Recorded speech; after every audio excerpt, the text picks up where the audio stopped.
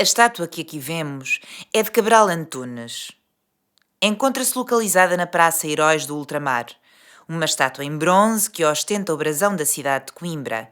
Representa um soldado como que caminhando de arma na mão e uma criança nos ombros. Esta imagem pretendia homenagear os soldados portugueses mortos em combate da Guerra Colonial. Foi aprovada em 1969 e inaugurada em 1971. Uma imagem tão datada como a educação e formação cívica a que as gerações subsequentes à dita guerra tiveram acesso. Como acontece em todos os países cuja memória é feita de testemunhos vivos, estamos ainda no rescaldo do que foi. A guerra é feita de tudo. Foi feita de todos.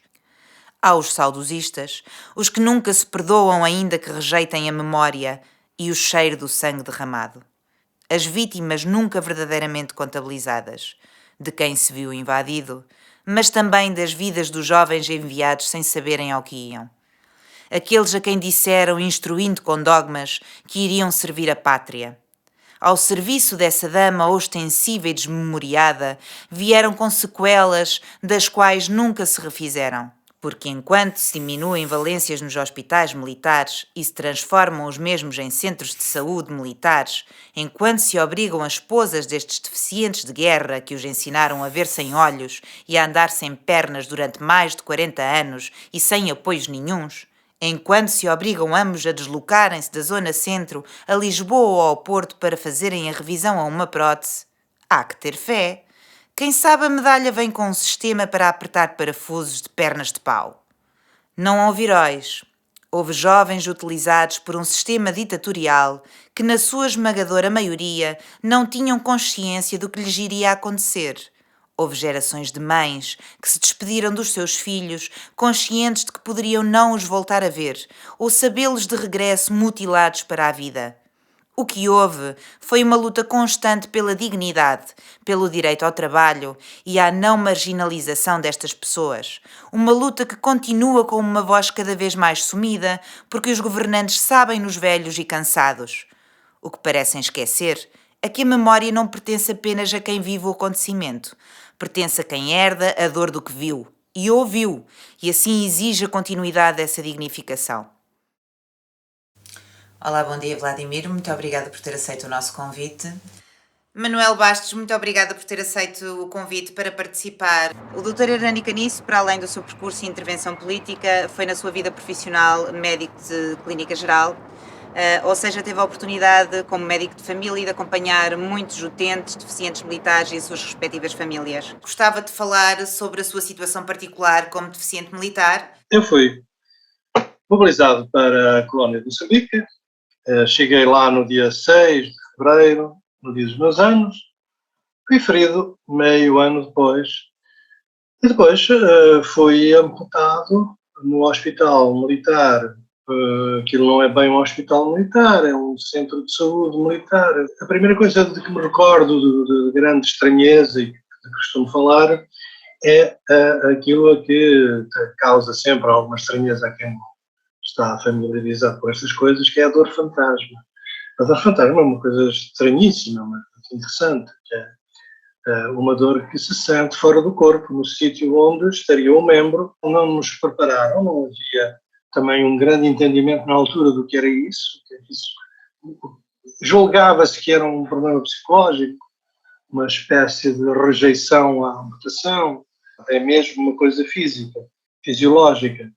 O cérebro tem, por assim dizer, um mapa do corpo inteiro e é dali que não recebe nenhum sinal dali, acha estranho, então como que manda sinais de rádio para lá ver se aquilo está vivo. Eu, quando acordo da operação, sinto o pé, o desenho do pé em dor, não é? Como cada célula me doía, portanto eu sinto o pé inteirinho, com dedos e tudo. Quando eu olhei para o lençol murcho daquele lado, estranhei que me doesse imenso, uma coisa que não existia, não é? Houve acompanhamento mais tarde dessas situações? Eu não tenho conhecimento que alguma vez as Forças Armadas estivessem preocupadas com o aspecto psicológico. Até hoje? Até hoje. Não, hoje não se dedicam propriamente aos aspectos psicológicos de um amputado, não é? Agora quem tem quem tem problemas psicológicos, tipo stress pós-traumático. Bom, existem consultas com algum sucesso, mas não sei se com sucesso suficiente. A tropa inverte um bocadinho o significado desse conceito que é a coragem. Acham que a coragem é uma coisa estúpida, bruta, em que um homem corajoso é aquele que não sente. Essa inversão do conceito de coragem leva a um desprezo pelo sofrimento alheio, o desrespeito por quem sofre, físico ou mentalmente, é sempre muito grande. Não é? Nunca foi percebido o PTSD, o stress pós-traumático, o stress de guerra, como nós dizemos, não é? Já era uma doença mais do que conhecida noutros locais, como por exemplo na América, depois no Vietnã, sobretudo, até desde a Segunda Guerra Mundial, que se conhece os sintomas desse problema, não é? Que muitas vezes não tem a ver com a vivência exata do acontecimento. Há casos de pessoas, de soldados que não eram propriamente operacionais, mas que conviveram com o sofrimento dos outros, com a morte dos outros, com a mutilação dos outros, e isso afetou-os.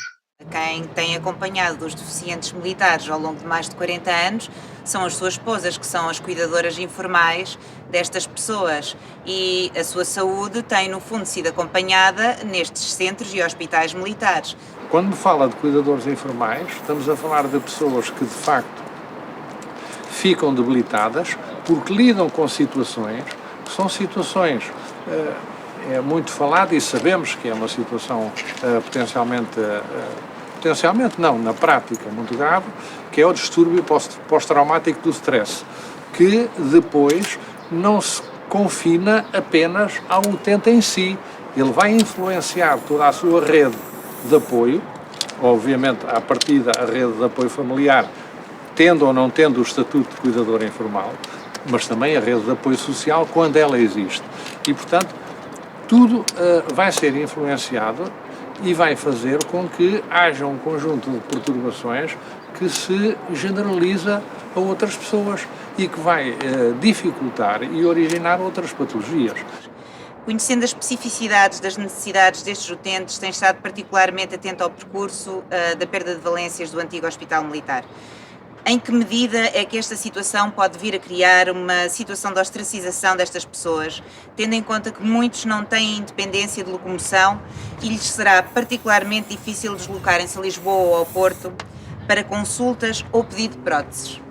Eu costumo utilizar a expressão para caracterizar aquilo que aconteceu nos serviços aqui em Coimbra como quanto maior a nau, maior a tormenta.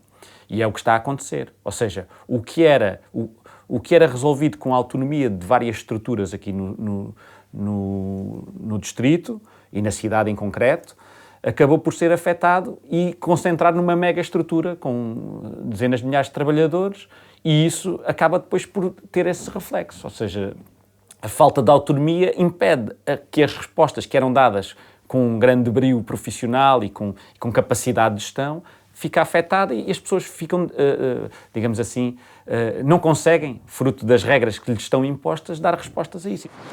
Eu espero que a situação seja reversível em termos daquilo que são os conceitos aplicáveis ou potencialmente aplicáveis ao atual Centro de Saúde Militar de Coimbra. Quando fala de deficientes e dos problemas físicos, existe de facto a necessidade da medicina física e reabilitação, mas existe também a necessidade do apoio à saúde mental, porque essa situação foi dramática, pode-se dizer, e na minha experiência constatei isso como médico durante 42 anos, encontrando pessoas que, de facto, aparentemente tinham já demonstradas lesões físicas e perturbações de saúde mental, mas muitas pessoas, muitos militares que estiveram na Guerra Colonial não aparentavam essas doenças e, na realidade, resultante da observação e da sintomatologia que apresentavam,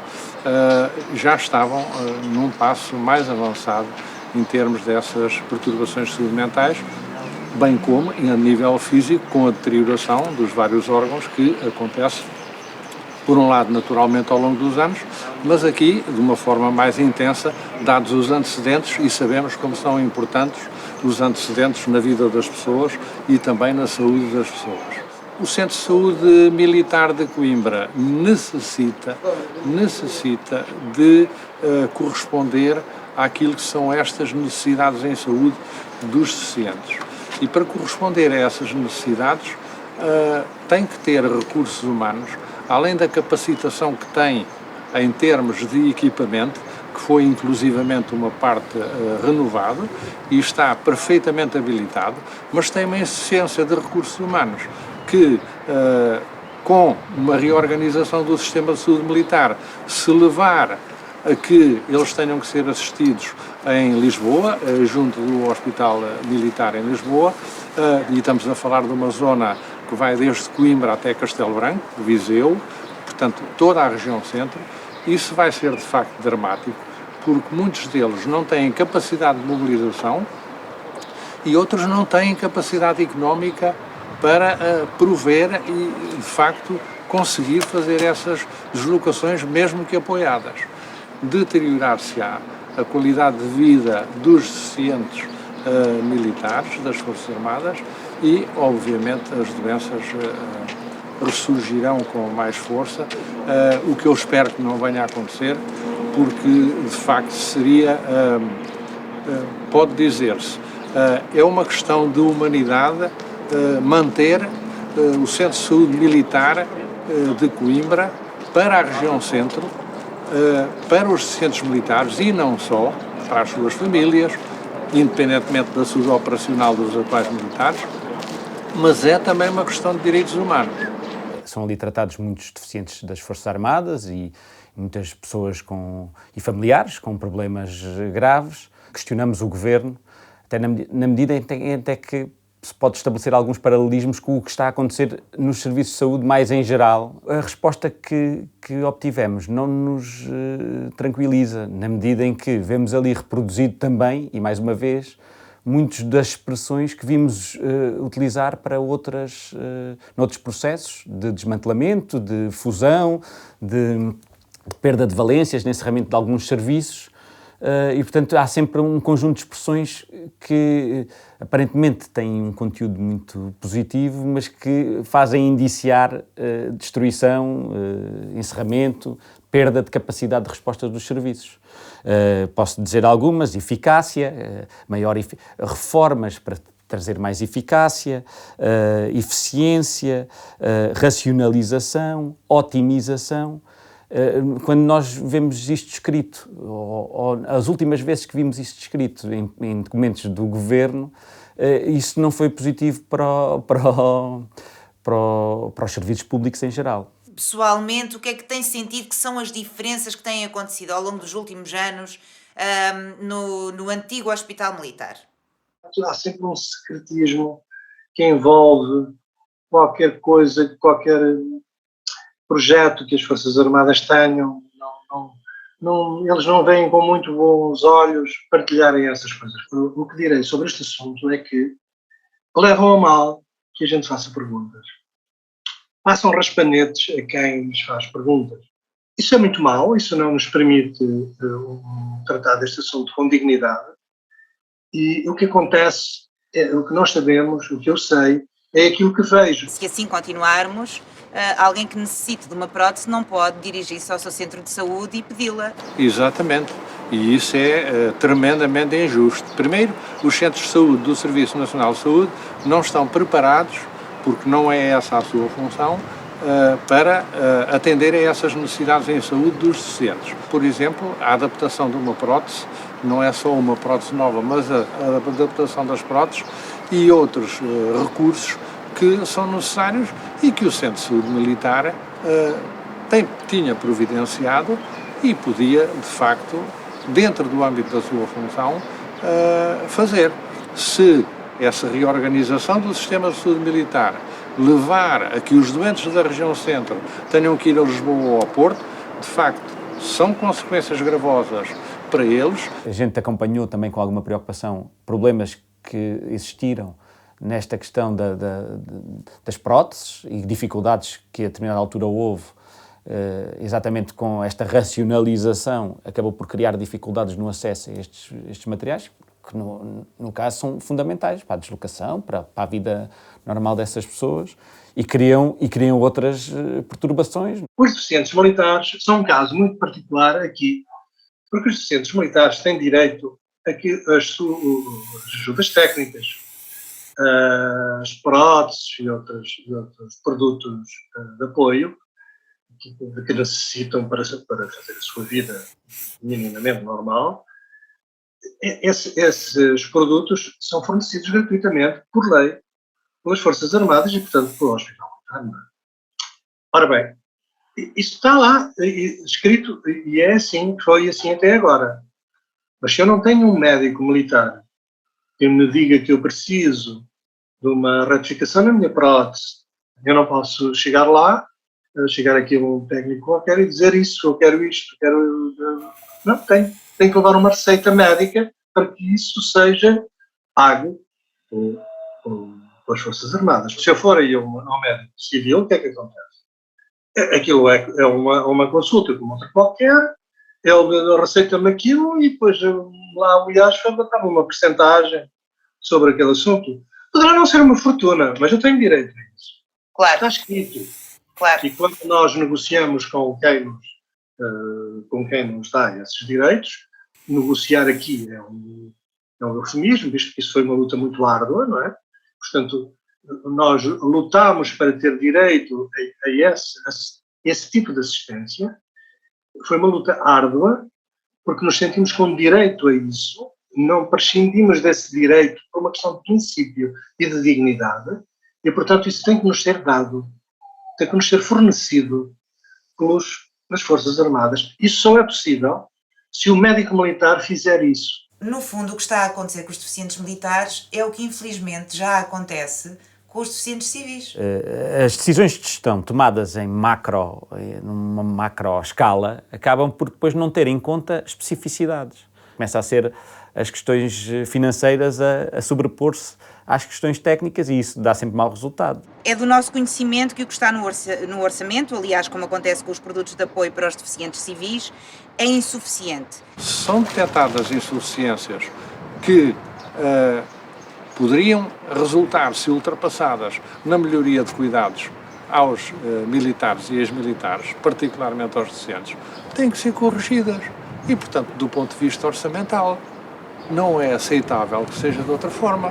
Muitos dos deficientes militares preferem não pedir ajuda e lidar com a deficiência, porque por falta de produtos de apoio, por falta de próteses, uma prótese não se pode pedir num centro de saúde, tem que se pedir num hospital militar, não num centro de saúde militar, terão que se passar a deslocar a Lisboa ou ao Porto. Pois. Há uma especificidade muito grande do público-alvo deste centro de saúde e isso faz toda a diferença. Estamos a falar de centenas de quilómetros de deslocação, estamos a falar, como é óbvio, de problemas familiares sempre, associados a cada uma dessas pessoas que têm o problema em si, ou seja ele qual for, não é? E de que natureza for, e portanto estamos sempre a falar de dramas, ou seja, isso depois, ampliando o problema, vamos encontrar que o problema não se cinge apenas e só aos utentes, tem uma abrangência familiar muito grande. Eu, se fizer uma interface, que é uma meia de silicone, porque aquilo degrada-se com o tempo, eu vou precisar de um silicone, eu tenho que ir a Lisboa. Quer dizer, aquilo é grátis, mas depois eu tenho que pagar o transporte, a estadia, provavelmente. Não é? Se for uma correção de uma prótese, pode não ser imediato, ter que pagar a estadia, não é? O Hospital Militar, tanto quanto eu sei, está-se a tornar naquilo que se chama, eu vou dizer assim, não sei se está correto, um centro de saúde operacional. Sim. Portanto, uma unidade, acho que se chama assim, unidade de saúde operacional. Uma unidade de saúde operacional distingue-se da unidade de saúde assistencial, porque é uma saúde vocacionada para as Forças Armadas, para saber da sua capacidade, para não parecer muito mal na fotografia, puseram lá num parágrafo que, na capacidade sobrante, fazem o resto. Então, depois, na capacidade sobrante, vão atender 500, nas sobras, Isso é absurdo. Se eles estão programados para 10, não podem, nas horas livres, digamos assim, atender 100. Infelizmente, também no Serviço de Saúde Militar, aquilo que parece andar sempre de mãos dadas com esta degradação e estes encerramentos é um favorecimento, muitas vezes, escandaloso, de entidades privadas de saúde, aquilo que a gente às vezes designa como o negócio da doença. No Serviço Nacional de Saúde, a determinada altura, em 2007, foi proibido aos serviços de saúde públicos concorrerem a programas de combate às listas de espera, o famoso SIGIC. Ou seja, exatamente para canalizar esse tipo de operações cirúrgicas para os privados. Também aqui, no agora Centro de Saúde Militar, foram inventados esquemas de faturação que impedem o próprio Centro de Saúde Militar resolver algumas questões, tendo que contratualizar no exterior estes serviços. O que aconteceu no Serviço Nacional de Saúde está a ser implementado, plasmado também no Serviço de Saúde Militar. Como nós, desde o início, combatemos um e outro, achamos que o caminho não é esse. O caminho era o inverso. Esse subfinanciamento crónico, mais o não cumprimento com as obrigações, digamos assim, e os compromissos que têm com os serviços públicos. Fusões de serviços e favorecimento e encaminhamento de utentes para os privados conduzirá inevitavelmente a uma menor capacidade de resposta. Os militares têm um sistema de saúde para o qual existe uma faturação, embora perigosamente se admita que passa a haver impossibilidade de faturação à assistência na defesa, na saúde aos militares, e, portanto, se isso acontecer, deixa de haver sustentabilidade do sistema a nível militar, e deixando de haver essa sustentabilidade, ele não resiste. Portanto, neste momento, se existem os descontos para esse subsistema, é óbvio que devem existir direitos associados a esses descontos e a essas subvenções, de forma a que os cuidados de saúde sejam prestados no local próprio. E o local próprio é, naturalmente, neste caso, o designado Centro de Saúde Militar. Também tememos que possa ser retirado o acesso às famílias dos ex-militares e que o Centro de Saúde Militar apenas tivesse essa prestação de cuidados se tiver a capacidade sobrante. Ora, as famílias não são uma sobra. As famílias são uma parte integrante das pessoas. Penso que é mais uma batalha que os militares estão a travar e que essa batalha não está perdida. A batalha que não está perdida é a dos direitos humanos, é a do direito à saúde e é a da qualidade de vida que, no final da vida, em relação aos ex-militares e particularmente aos deficientes e em relação aos militares no ativo, esse é o direito no nosso entendimento. O Centro de Saúde Militar é mais um recurso que existe, que pode aliviar, por outro lado, o Serviço Nacional de Saúde e não deve sobrecarregá-lo. É precisamente o contrário daquilo que se estava a perspectivar. Durante esta crise pandémica, o Sr. Presidente da República deslocou-se aqui a Coimbra para homenagear, como foi dito, os heróis do ultramar. Apesar disso, temos deficientes militares que estão com dificuldades em fazer a manutenção das suas próteses, como já falámos. Isto será um contrassenso, esta vontade súbita de medalhar sem garantir o acesso à saúde? Muitas vezes as homenagens não são acompanhadas com o reconhecimento, real e com a valorização real que se vê depois nestas coisas, ou seja, vê-se nos profissionais de saúde com as suas remunerações, a sua progressão nas carreiras, vê-se na questão dos deficientes das Forças Armadas com a facilidade e com a forma como o Estado os trata. Mais do que homenagens, era necessário fornecer meios aos serviços para que eles pudessem dar as respostas necessárias, quer nomeadamente aos deficientes, a todos os ex-combatentes, todos terão também necessidades específicas de tratamento, e eu acho que isso faz melhorando os serviços de atendimento. Não se faz, portanto, não se faz, digamos assim, dificultando-lhes a vida no acesso. E eu acho que isso, digamos assim, acaba por até parecer um pouco alguma desculpabilização, digamos assim, parece que alguém quer fazer essas homenagens para se desculpar depois da degradação que vá lá, paulatinamente se tem vindo a assistir nestes serviços públicos. As homenagens são merecidas, mas evidentemente que essas homenagens não bastam. Foi uma geração sacrificada em duros cenários de guerra, uma guerra que não desejaram, mas para que foram efetivamente arrastados.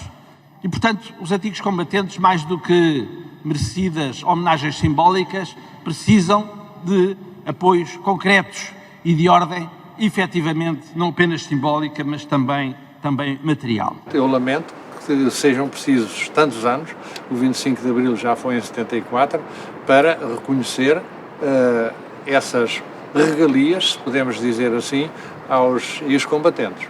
E, portanto, acho que foi um pouco demorado. Para aqueles que sofreram, bem como as suas famílias, sofreram o que sofreram, as regalias podiam ser um pouco mais substanciais do que aquelas que são. Quando aquilo que merecem é apenas palavras, ou então qualquer coisa, um estatuto que depois exprimido não dá nada, ou dá muito pouco, isso cai mal, não é?